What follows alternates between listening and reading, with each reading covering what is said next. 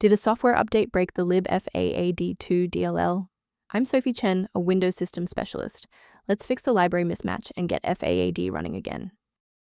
Avoid long manual edits for libfaad2 by using the suggested repair utility in the description. This is the libfaad2, the Freeware Advanced Audio Decoder, FAAD2. It provides unmanaged routines for decoding MPEG-4 and AAC audio bitstreams. It manages the conversion of compressed audio manifests into raw PCM data links for playback. Now that we've covered what the file does, let's jump into our first fix. This problem typically points to a missing graphics runtime dependency involving libfaad2.dll. Installing the Microsoft DirectX end-user runtime repairs legacy DirectX DLLs, while updating GPU drivers resolves compute-related components.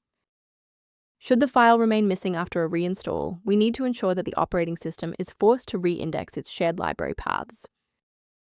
A standard reboot clears out temporary memory conflicts and gives the Windows loader another chance to properly register the libfaad2 component during startup.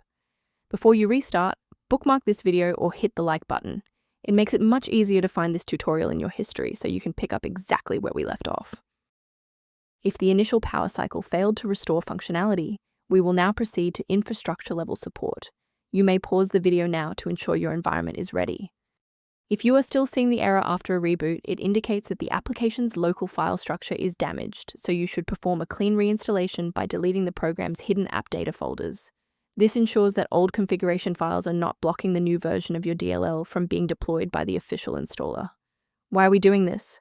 Well, third-party libraries are often cached in temporary directories, and a clean wipe is the only way to force the software to recognize a fresh library file.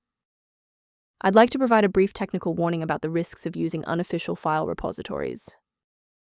Always prioritize system safety by avoiding manual swaps of libfaad2.dll.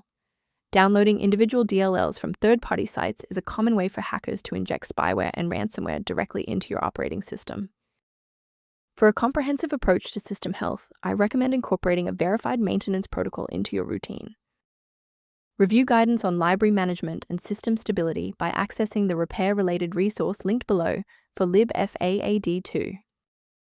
I'm Sophie Chen. If we've successfully stabilized your environment and resolved libfaad2 error, please subscribe and join our community of technical professionals.